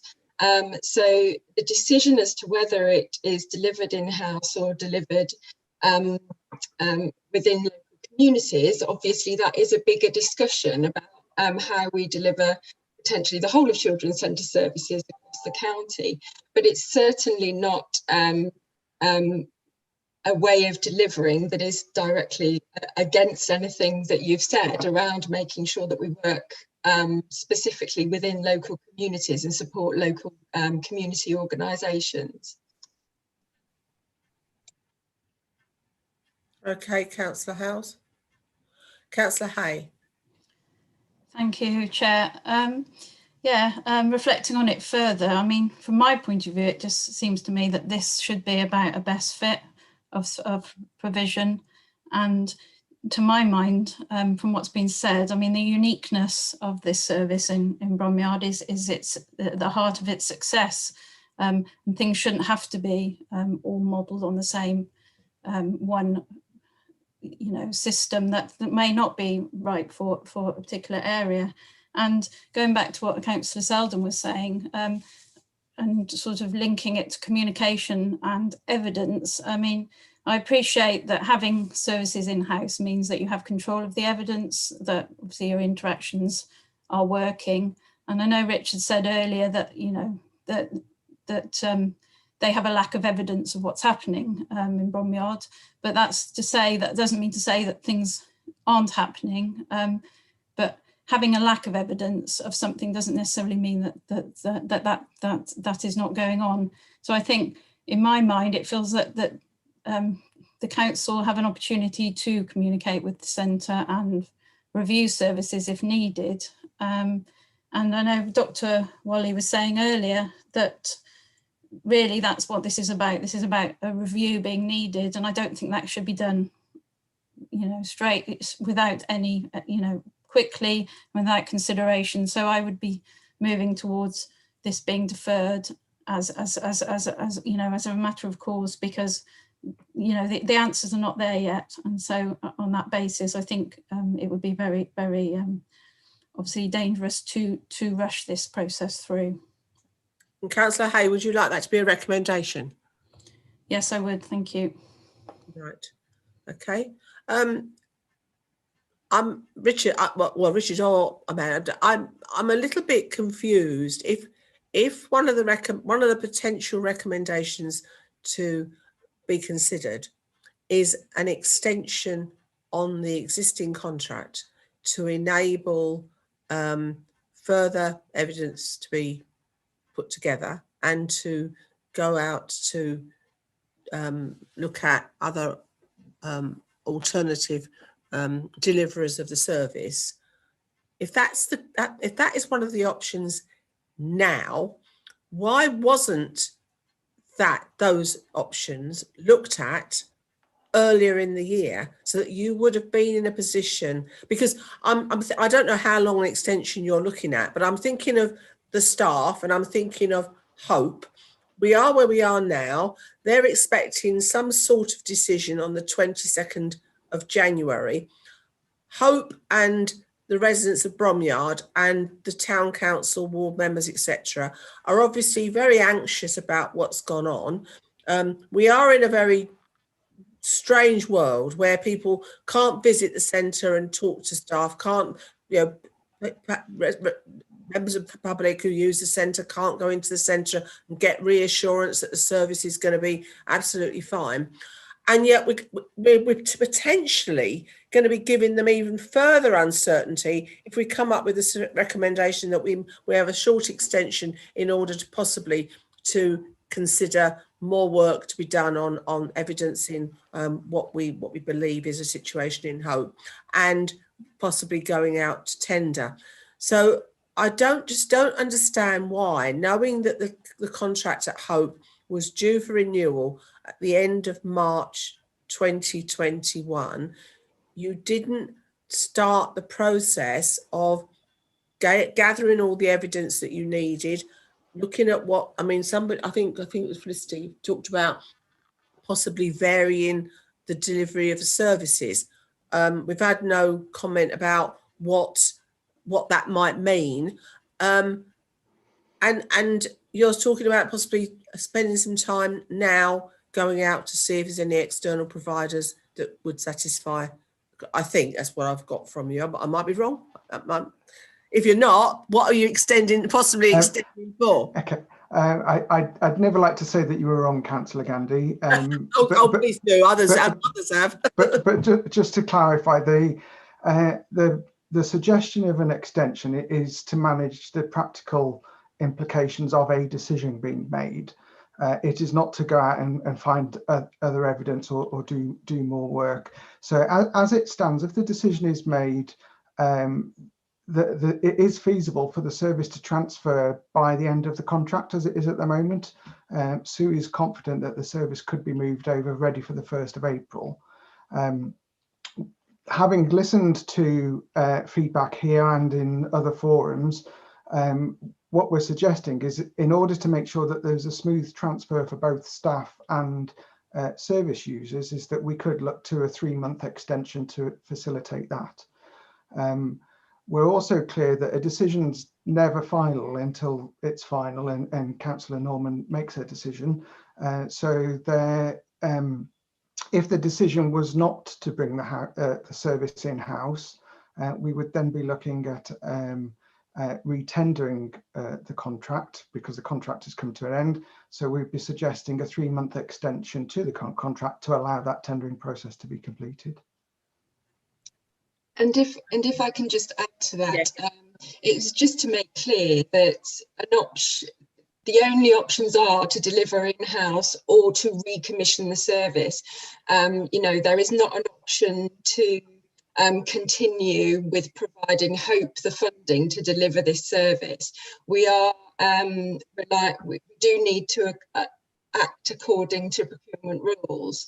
So the only way that we would be able to automatically contract for Hope to deliver the service is if we evidence that there was no other provider able to deliver that service. The extension, we would need to get an exception to contract procedure rules to enable that extension to be undertaken. So I think it's just important to point out that if we're under a contractual arrangement, we are bound by our procurement rules to undertake a procurement exercise. Right.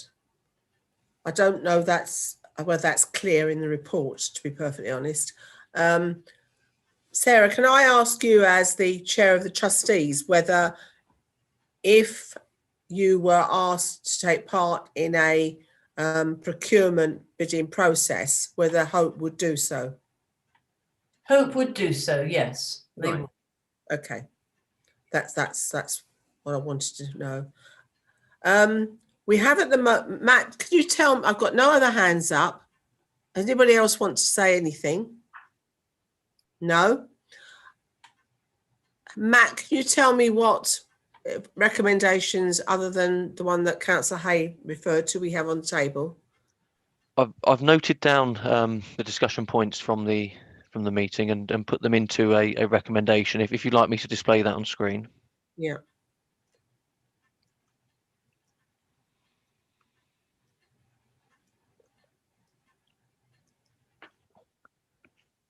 Okay, so in light of the question and answer session you just had with Amanda, then you may wish to change the preamble to the recommendations here. But so if I read out the recommendations as I've noted them down through the discussion, that the committee has significant concerns about the timing of the proposed decision during the current pandemic and the implications for service users. The committee recommends deferral of the decision and extension of the current contract to enable a comprehensive consultation with the local community service users and voluntary sector organisations, a full and detailed evaluation of the Hope service provided and how it compares to the in-house service, greater exploration of alternative options, including a potential tendering exercise for a commission service, work to ascertain what staffing arrangements would be in place to ensure existing Hope staff have a greater degree of understanding about their future roles within the service, and the committee to undertake a detailed scrutiny exercise on the proposal involving evidence from service users. Right, thank you, Matt. Now, committee, bearing in mind the fact that we are now being made aware that the options are in-house or a tendering process, so we cannot have a recommendation which says that we only look at we defer the decision on. I mean, we could put it. We can defer the decision to remove the service from Hope for a period of time, and we could put a time on scale on that. But we would have to then, and we certainly could look at the recommendations that are on there. But I think we would need to have a view as to whether we believe that the right thing to do would be to go through the normal tendering process as an option rather than bringing it in-house.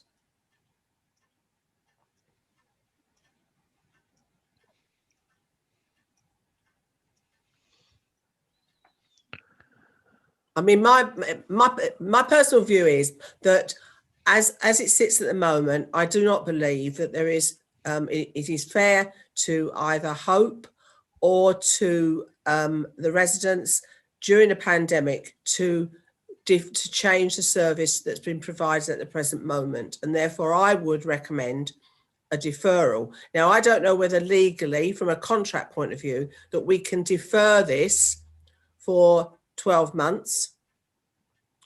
And in the meantime, whilst we've deferred it, we go out to tender for the contract. Someone with more brain than me can explain whether legally we are able to, because I think 3 months it's neither here nor there, and it won't actually overcome some of the concerns that the members have got. If I answer that, Councillor Norman, so we would need to take proper legal advice, but on experience, both the council's legal and commercial services are being much tighter than perhaps in the past around extending contracts for significant amounts of time where there isn't evidence that there isn't another provider locally or there isn't another option. So I think I have briefly spoken to legal and procurement services. I think they would probably be happy with up to a 3-month extension, but anything longer than that, I think they would frown on. And the reason, as I said earlier, for that 3-month extension would be to implement a change or implement a tender. So I can't see, without having checked with them, that they would be happy with a 12-month. Is Kate still here? Kate? I have been trying to check what advice has been given. Sorry, I have been trying to check what advice has been given. As I understand it, the contract would need to be varied to extend it to any greater length. And that consultation would need to take place with the current provider. And is that difficult, Kate? We'd need to explore that with the current provider if they'd want to vary the contract. Right. So there's nothing to stop us putting a recommendation in that the decision be deferred or the contract be extended for a further 12 months whilst further evidence is gathered on the ability or the the pros and cons of it going in-house, and a tendering process takes place for it to be provided from an outside provider. So I think it's important to say up to, because I can't be definitive at the moment because I don't know all the facts. Okay. And have but I think it's important that we say up to. Then it gives you that flexibility and gives the directorate that flexibility in terms of finding out exactly what can be explored. Okay, thank you. Councillor Howells. Yes, thank you, Chair. In fact, in my comments, I did make that suggestion myself that we should be deferred for up to a year. So in supporting Kath's proposal, that absolutely complies with my own thinking of it. So I think we should take Kate's advice and say that as a part of our recommendation. And in particular, whilst under normal circumstances, I can quite understand that normal contracts would say if it's beyond 3 months, you have to go to tender. But we all know during the pandemic, the normal rules don't apply. So it seemed to me very reasonable to suggest that that wouldn't be impossible because different rules are needed in the extraordinary circumstances in which we exist. And I would think 3 months as being far too short a period to decide on being satisfied all the evidence is provided. And I'd like to add also, as another recommendation, particularly which was offered to us by Hope, I think by Mrs. Kelly, that if the evidence being provided back to Hereford isn't sufficient, then they offered, well, come and talk to us because we will obviously talk with you how we can provide it. I think that should be a recommendation that Hope are consulted about how they can provide the evidence Hereford feels they need in order to satisfy them they are getting the evidence that they need. Thanks.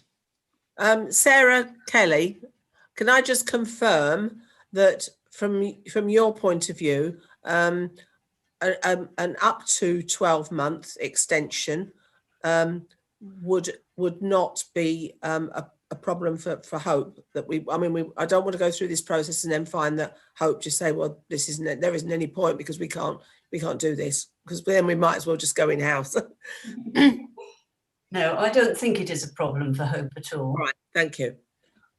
So, Matt, do we have a wording of a recommendation now? Sorry, Chairman, bear with me. No, it's all right. I've amended. Yeah. The recommendations that I previously put up on screen. So if I can share the screen again with you.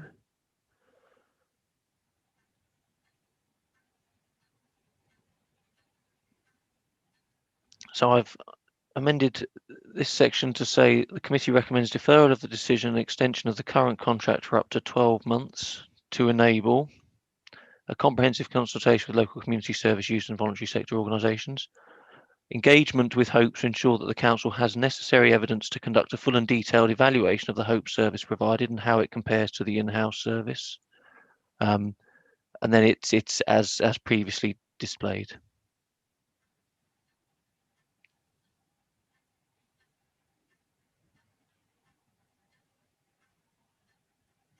That's okay. Is that okay with everybody else? I'd like to add a recommendation on here, Matt, which is not specifically to do with Hope, but it is my concern that issues that are of a sensitive and emotive concern to local residents in Herefordshire with regards to the provision of children's services are always considered, or officers always, I don't quite know how to word it, but officers should always consider the putting it through scrutiny. I mean, okay, is it that the scrutiny committee is consulted on those issues that are known to be of sensitive or yes, okay, well, I can wordsmith that. And that's not any criticism of the officers who are present here today. Some of those might not even have realised it was going to be as sensitive and emotive as it has turned out to be. but this applies to all issues. We are not here to look at items that just have pound signs in front of them. That's important. Do members of the committee support the recommendations as set out on the document it in front of you or want to make any amendments?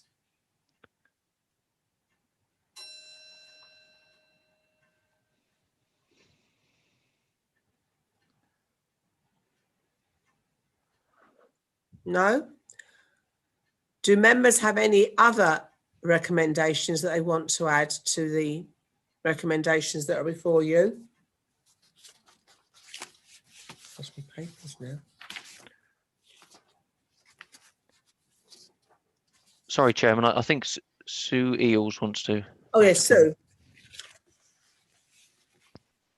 Thank you. I don't know whether this is how relevant this is, but I just wanted to make you aware that in recent times our database system that we've used to record all our work has become obsolete in the fact that it isn't able to have updates, which keeps it safe.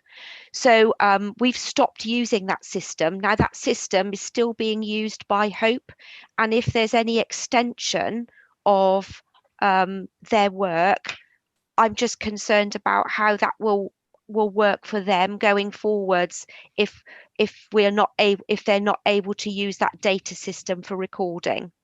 So I just wanted to make you aware of that. I think there's two issues here. One, that isn't in the report. And I think to chop that in at this stage in the proceedings is a little bit, I mean, I understand entirely what you're saying, but I do think that's a bit below the belt, really, because I mean, we've had a nearly a 2-hour discussion on this, and suddenly you drop in the fact that the computer system isn't going to be compatible with Hope.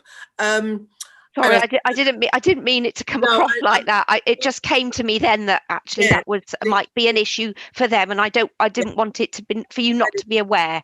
It should have been in the report, really, because it's obviously it's an important issue with regards to any extension. And then I have to say, well, if you were considering an extension of 3 months, that would have been the situation anyway, wouldn't it? No matter what. Anyway, Councillor Sheldon.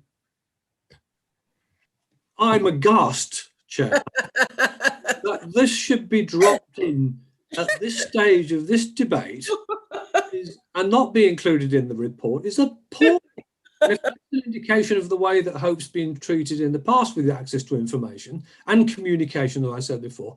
I despair of what this department's doing. Randall, yes. Just to clarify that the system that they're using at the moment is in place until the end of March. There is a provider portal that is being developed within the council that some of that information will be able to be recorded within. And then, of course, it will be through discussion with Hope and their database that I know that they use to clarify how we make sure that information is recorded appropriately during any extension period. So we will work with Hope to make sure that that's in place. Okay, so that's fine. So that doesn't affect our recommendations. It's an added thing. I would say to the person that wrote the report was that you, Richard, that probably that somewhere in that report that should appear, because I think that's quite an important thing. Yeah, so we've had, as I've said, feedback from a number of sources. So the final decision report that goes to Councillor Norman can have some extra detail added to it to answer some of these questions that have popped up. What I would just like to add, though, is obviously there's been a large focus on Hope today. I'd just like to recognise the work of the internal service and the success that it is having as well. And I hope the committee does that as well. Can I just say, I mean, you're right, we have concentrated on Hope, and I really do have a particular interest in children's centres, because I came from a town with significant areas of deprivation, and we in our town had as many, if not more, we had as many, certainly, children's centres in our town as you've got in the whole of the county.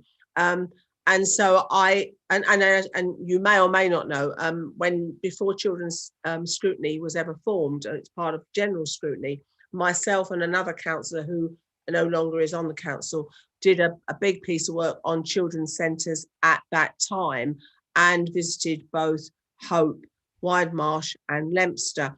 I have to say our comments at that time with regards to both Widemarsh and Leominster were not good comments. We couldn't find any children for a start, which made it a bit difficult. And we had comments from the manager at the time at Leominster that people talked about hard to reach families, but actually they were a hard to reach service, which they were. Now I know things have changed dramatically since then, dramatically. So I do want to put on record the fact that I think there's the work that's going on in children's centres now is much more focused towards the families that really need it, whereas previously it didn't appear to. And I know with the Leominster one, although it was in the centre opposite the leisure centre, they'd also opened up a bit of a sort of centre in the sports hall in Bridge Street, because there was a concern that they just were not actually reaching families. My concern still is that for somebody that represents a very rural ward in Herefordshire that would have families accessing Leominster, it's impossible, because we don't have the public transport service that enables people to get into Leominster. And I haven't got very much evidence of the children's centre at Leominster coming out into the villages to do work within the library or community centres or churches to support families in the villages. So I still have some issues about children's centres, but I think they have improved significantly. So I don't think what we've discussed today is saying that we do not think the work going on in children's centres is not good. What we are basically saying is we believe that what is going on in Bromyard is unique to Bromyard, but that we believe that certainly more work needs to be done to show that it cannot continue in that way. So we have a recommendation. Councillor Norman. Oh, sorry, I was going to bring you in anyway. Councillor Norman, now we have the recommendations on the table. Would you like to make any comment as portfolio holder? I would. Thank you, Councillor Gandhi. If this is a good point, I mean, I'd like to come in at some stage. Okay, fine. Well, first of all, thank you. We've had a large number of comments brought up and raised, which I think have been extremely helpful and have helped to bring out, different aspects of this. We're all wanting the same end. We're all wanting the very best for the children. Clearly, I don't think there's any dispute about that. And I'm glad to hear Councillor Gandhi express the support for the children's service as it is, and the very good work that is going on within there, because there have also been a lot of criticism, which may be fair and need to be looked at, but let's have a balance. Hope is fantastic, no question about that.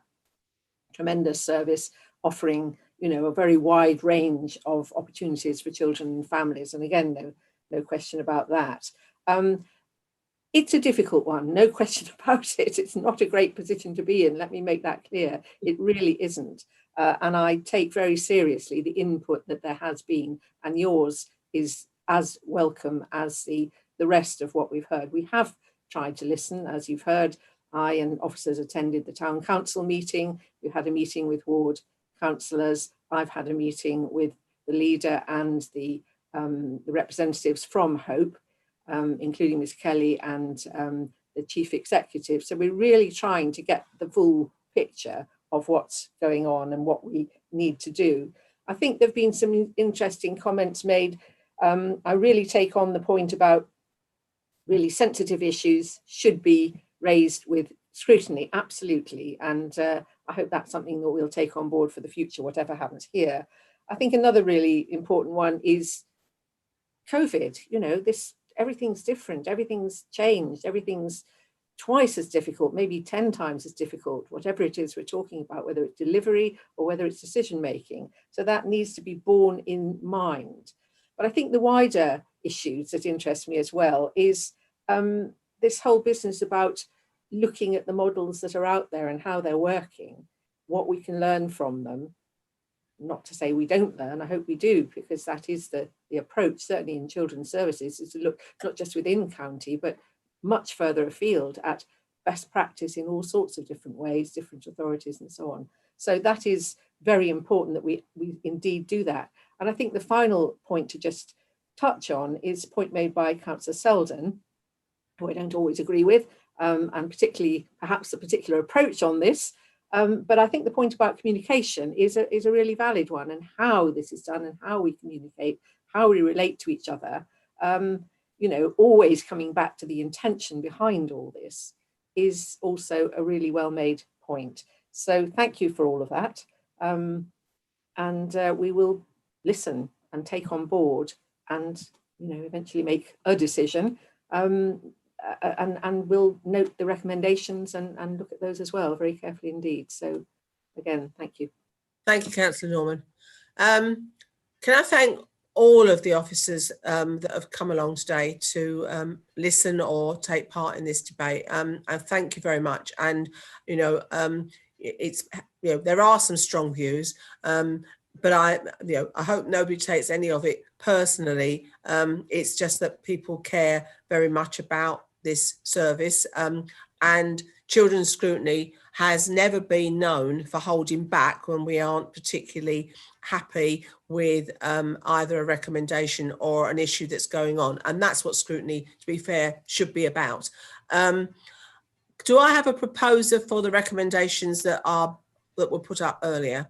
Well, I'll propose them myself. Do I have a seconder? Councillor Howells. Okay, so therefore, can we please, that we will now move to the, can the non-voting members be moved to the breakout room, please?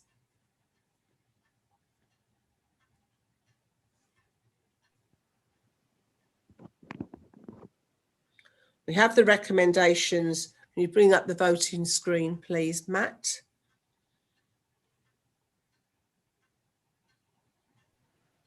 Sorry. Okay. All right. Okay. So we've got 4 against or abstain.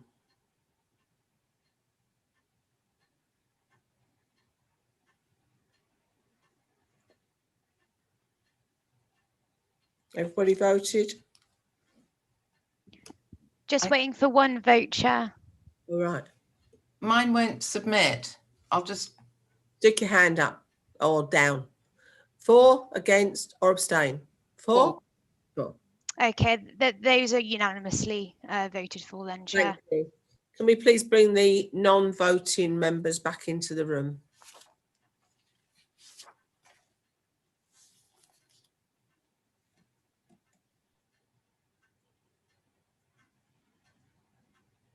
Carol, I have to run straight off after this. That's all right. Don't worry. Thanks. Thanks for your contribution anyway.